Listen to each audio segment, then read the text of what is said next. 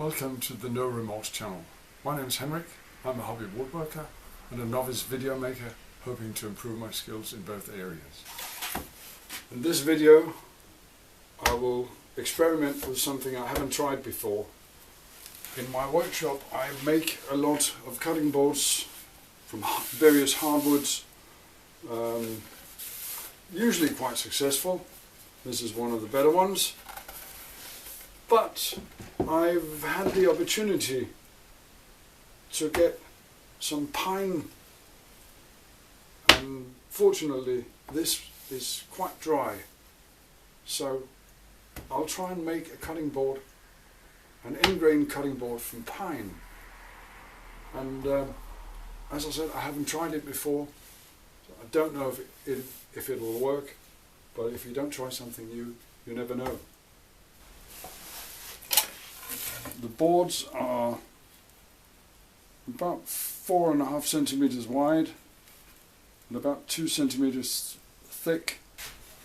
As you might be able to see, the boards have been used before. They have screw holes, but fortunately all the screw holes are in narrow bands along the boards. When gluing up these boards, I'll use the method so expertly provided by Mr. MTM Wood. His first name eludes me at the moment. He makes far better cutting boards than I do, but I've taken his lessons to heart and try to use them the best I can. These two outer boards are for clamping, and I'll be using coils along the board to keep it as straight and square as I can. And I've found that it's by far the easiest to apply the glue with a paint roller, especially when the boards are of a uniform size. Relatively easy, that is. Might need an extension of my arm.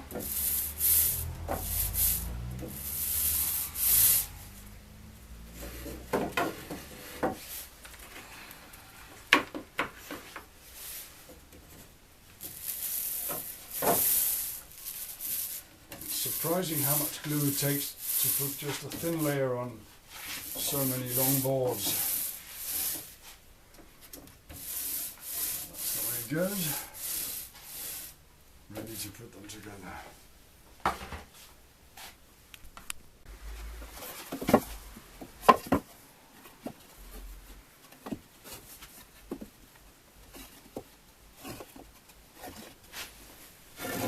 The glue I'm using is a regular wood glue, and since this is recorded in November in Denmark, I have a relatively long open time on the glue.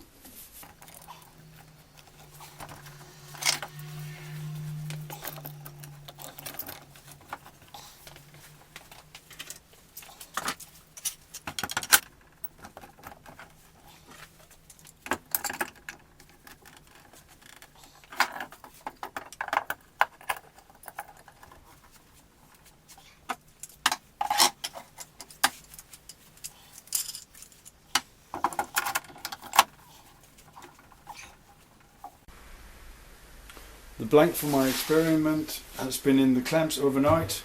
I'll unclamp it and plane it and then have a look at it. And after planing, I check the board for flatness. It looks, if not perfect, then certainly usable. Next step is to cut it in half and then cut strips on the bandsaw. Cut them in half, and now I'll set up the bandsaw to cut strips of about 3.5 centimeters wide. And then I'll make a cutting board. My experiment is pine a suitable material for cutting boards? That's what I want to find out.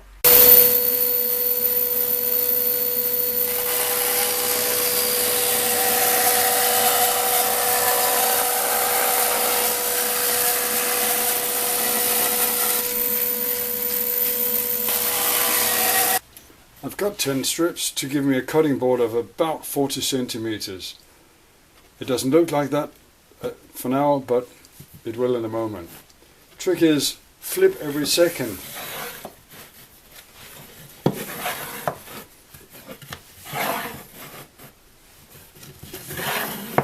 Whoops, I'll need to change that.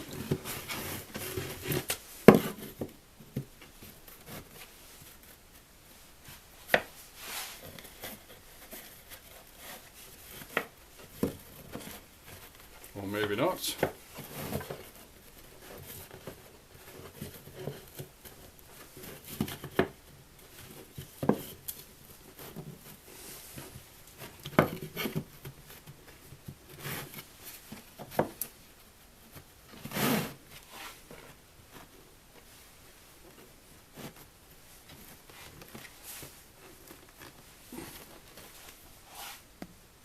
The glue up is very similar to the previous one, so I'll speed up the process.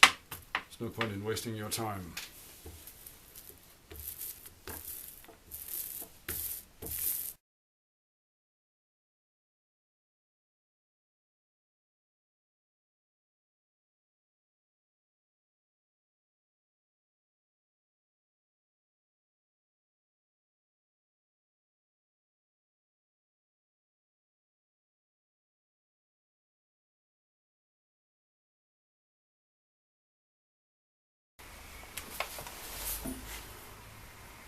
The experiment has been in clamps overnight, so now it's time to undo the clamps. Let's see how far we got. Why did I tighten them so hard?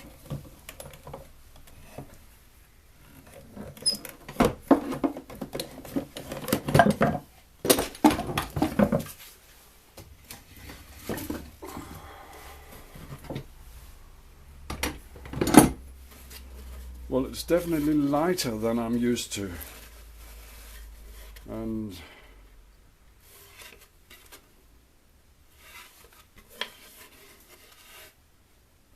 I think I'll use a hand plane to just knock down the glue before I run it through the planer.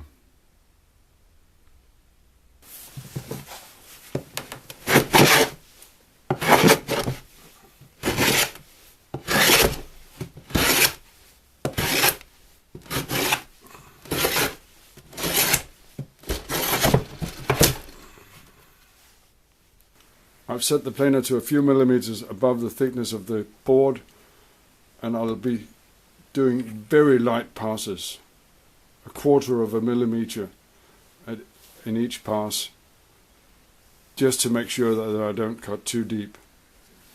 Here goes nothing.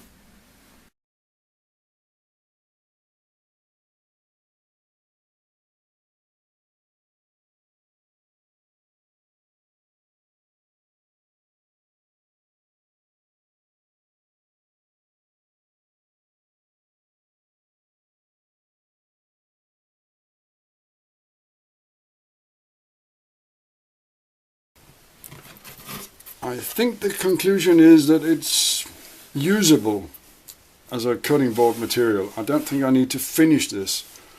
It does, however, tear out quite easily on the ends. That's to be expected. Next time I'll clamp on or glue on a sacrificial board on the ends. I won't be making complete pine boards like this in the future, but it would be possible to use at least the tighter grained boards as part of a board with contrasting colors. I think that would look very nice. It would also be a bit easier to make, simply because these pine boards are as ready as they are.